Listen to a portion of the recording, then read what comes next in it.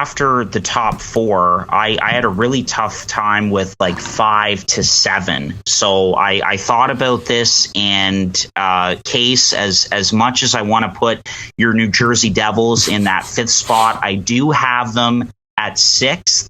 And in that 5th spot, I have the New York Islanders in this division. I think that, looking at last year, it was a bit of a write-off, and they started the year with a 13-game road trip while their new building was getting made. And it was an off year for this team after back-to-back conference finals performances. They didn't do a whole lot. I think that the organization looks at this as, last year was just a one-off, and, back to more of a normal schedule and just everything normal in general for this team out of the gate. They added Alexander Romanov on the back end. I think that's a good add. Ilya Sorokin, quietly one of the best goaltenders in the NHL, and a new voice behind the bench. And, technically, Lane Lambert was there with Barry Trotz, but he's now the guy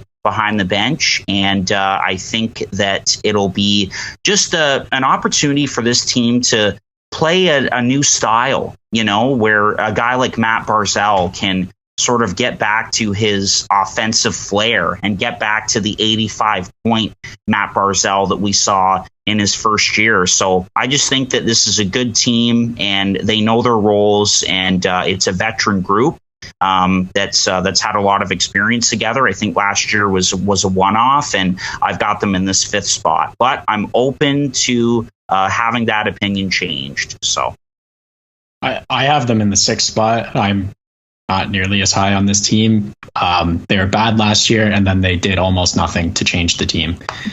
I think that the big problem with how this team is built is that they can't play a different style of hockey. It has to be the defensive style of hockey, which they could prove me wrong, and they could do it again, because it's got them into the playoffs before, and then it gets them deep. But I just don't see any real top end talent up front for this team. I don't see who's going to be putting the puck in the net. Barzal is, from what I've heard, looking for options of where he can go and getting out of here, because there is not a lot of offensive talent, and this is an old team. The one thing, like the saving grace, what I will say for this team to kind of surprise us and just grind out points, is their D-core is very underrated and like solid, hard to play against. And then Sorokin and Varlamov is a very good tandem. Yeah, I feel the same as you do, Case. From the back end, they are built like a brick wall. Sorokin and Varlamov, that's a fantastic tandem. Sorokin is one of the best guys to do it now. He'll likely be an all-star for years to come. So no worries in the net there. And, I'm glad that he's been able to come over and his game is translated well, and he's been so good, because I've always liked the player. And then their D-core too, like Pulick, Pelich, Dobson, Romanov, Mayfield, Aho. That's their top 6. All of those guys have played a ton in the league. Their top 4 is really solid and underrated, like you said, Case. So I love it.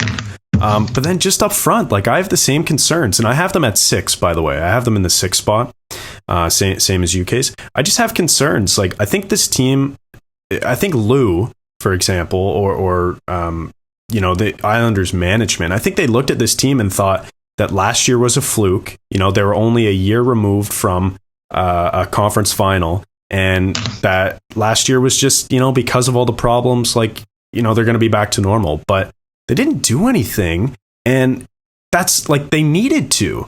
The fact that they couldn't sign a guy like Nazem Kadri when he only ended up getting $7 million, like, they could have paid him an extra $200K, $300K and got a deal done.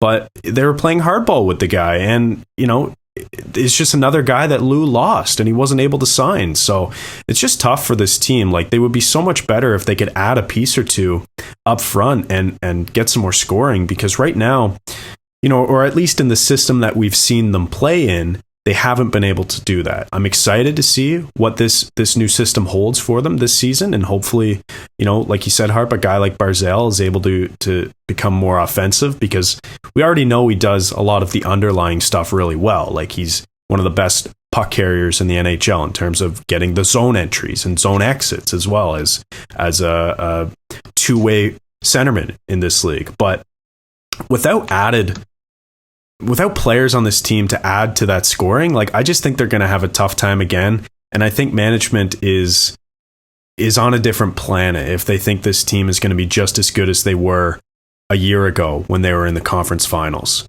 Like, I think they're still missing it. What is this new system that they're going to be playing? Well, it's just I hope it doesn't include speed. Well, yeah, that's the thing. It's just the fact that it's a new guy. Like, I don't know if it's a brand new system, but it's and that's what I wasn't saying at all. I wonder if it changes just a little bit with Lane Lambert being there and instead of Barry Trotz, and certainly Trotz was not the issue for this team. Very good coach, and they played very well under him. But I think just a new voice and a guy that has been waiting and has been rumored to, be deserving of an opportunity like this for quite a while in Lane Lambert. I think it could be good for the Islanders. So, I just, they finished the season well last year after a tough start. I just wonder if last year was a bit of a fluke and this team can indeed get it back on the rails this season.